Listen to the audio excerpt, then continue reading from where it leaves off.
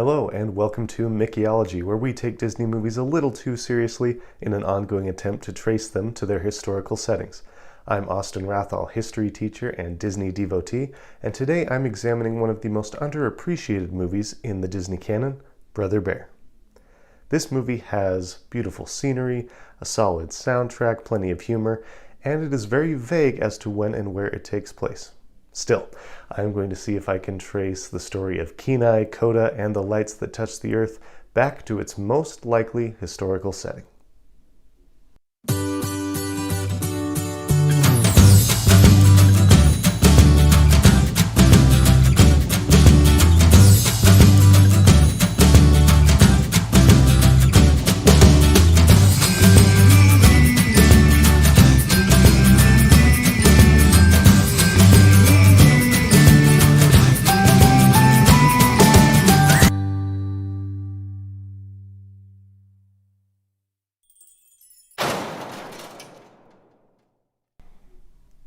The movie opens with an elderly narrator introducing a story to an audience, and he says This is a story from long ago, when the great mammoths still roamed our lands. The rest of the movie is basically an extended flashback from that point onward, and we do see mammoths several times in the film. The main character, Kenai, rides on a mammoth very early on, and we see mammoths being used as a mode of transportation by several other characters later in the movie. The narrator says that the story he's telling takes place when the mammoths still roamed his land. That means that he's probably talking to his audience after mammoths have already gone extinct, but not so long after that they don't remember what mammoths are or they don't remember having them around. So, the first thing I need to do is determine where Brother Bear takes place. Then I can use that information to look up when mammoths went extinct in that area. Once I have those two pieces of information, that will tell me when Brother Bear takes place. Let's look at some clues. Clue number 1, scenery. Brother Bear features some beautiful scenery. We see glaciers, mountains, forests, and a lot of other pieces of landscape that seem very reminiscent of what you would find in a North American national park. And it turns out that's exactly where the filmmakers drew inspiration from when they were making the movie. We actually did 2 research trips, and we went to Alaska, and we did a lot of research along the coast, along the interior. Denali National Park was a huge inspiration. We also went to Yosemite in California, and really the film is trying to capture the idealized best of North America. So you have California, you have Wyoming. We could have gone, we went to the Canadian Rockies. So there's great big sequoia trees in some of the sequences. So we know that the movie's locations are drawn from many different places all across North America. That tells us what continent the movie takes place on. That's a start, but North America is huge, and it's hard to believe that Kenai and Coda walked to Alaska and California and Wyoming in the space of only a few days. And even if they did walk all of that way, I mean, we know they rode mammoths for part of that journey, but still we need to know where Kenai's home is. So far all we know is that Brother Bear takes place sometime a long time ago in North America. If we want to get more specific than that, and I would like to get more specific than that, then we need to examine some more evidence. Clue number 2, wildlife. Since certain animals are native to certain regions of North America, identifying the animal species in the movie might tell us what regions we're looking at whenever those particular animals are on screen. So, let's start with the star of the show, the bear himself, Kenai. Of the many species of bear that can be found in North America, the one that I think Kenai looks most like is called the Kodiak bear. This is a subspecies of brown bear, and it is native to the Alaskan archipelago. If Kenai gets turned into a Kodiak bear, then that might mean that Kenai himself is an Alaska native.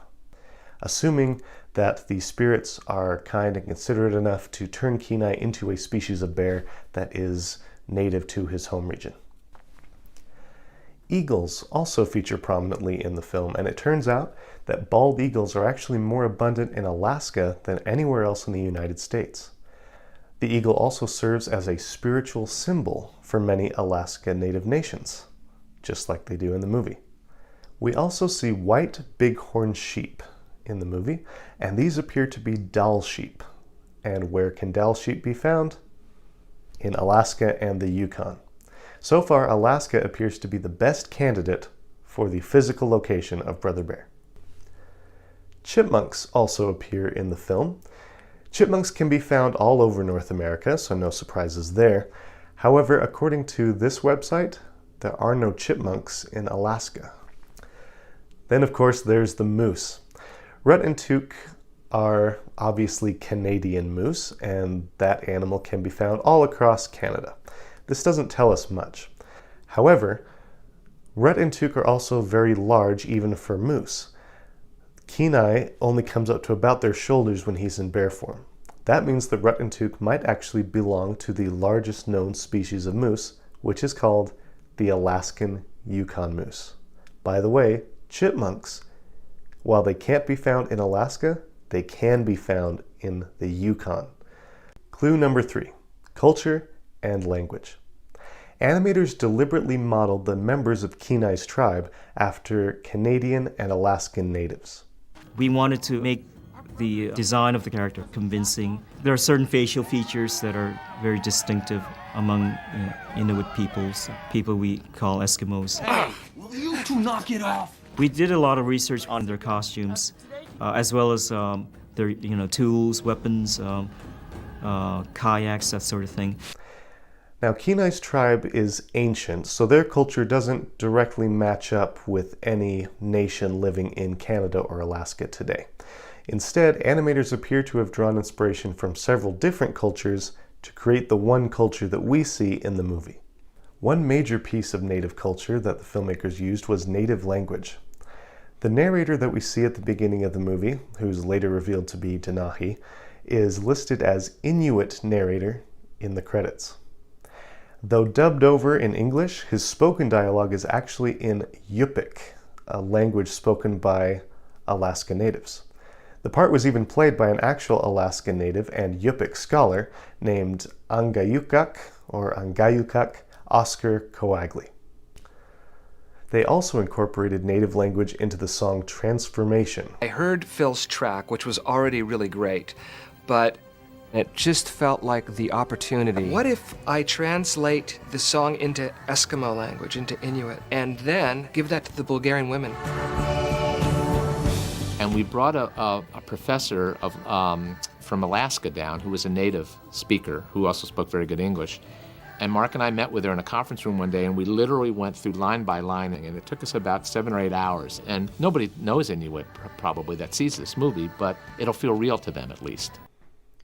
Totems also appear in the movie, of course, and according to an article from the Canadian Anthropology Society, quote, in the small nomadic societies in the Mackenzie subarctic, such as the beaver, animal guardian spirits are considered to be both private protectors and mirrors of each individual's particular qualities and personality traits. Totems fill that exact same function in Brother Bear. Kenai's transformation is also consistent with Inuit traditions. According to one scholar, Inuit people relied on people called shamans, like Tanana, who's the shaman in the movie, and these shamans were spiritual guides that were more in touch with the spirit world. And one power that shamans were said to have was the ability to transform. Shamans could even transfer this power to other members of the tribe, and one way to do that was through the use of amulets. So far, it seems pretty clear that Brother Bear takes place in the Alaska/Yukon region. Even the characters' names are Alaskan. Kenai is the name of a peninsula, a river, and a city in Alaska. Sitka is a city/borough in southeast Alaska, as well as the name of a federally recognized Alaskan tribe. Tanana, or Tanana, as it's pronounced actually in Alaska, is a place in Alaska, and Denahi is just a play on the name Denali, as in Denali National Park.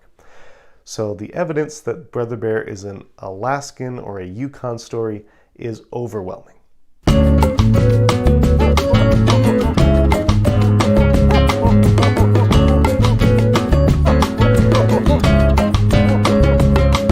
In the movie, Kenai and the members of his tribe believe that the northern lights, or the lights that touch the earth, are caused by spirits that come down to the mountain. And this belief actually has its roots in Inuit legends. According to reports from European explorers, there are traditions all across Canada and Greenland about how the northern lights are caused by spirits, and the movements of the lights is caused by the spirits who are either dancing or playing football, or soccer, as we call it in America. Now that we've established where the movie most likely takes place, we can start to determine when. So, when, if ever, were there mammoths living alongside humans in the Alaska-Yukon region? Clue number 4, science and archaeology. Humans and mammoths did live alongside each other in North America during a period called the Pleistocene Epoch. According to PBS, the Pleistocene Epoch lasted from around 1.8 million years ago to about 8,000 years ago.